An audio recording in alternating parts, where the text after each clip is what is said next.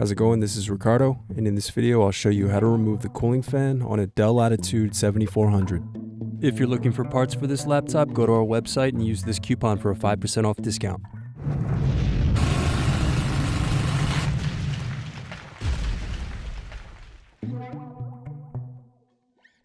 First unscrew, then use fingers to remove base cover.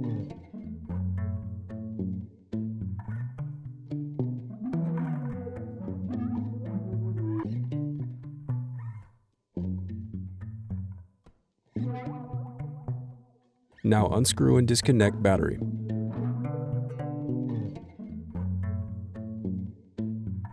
Then unscrew and remove cooling fan.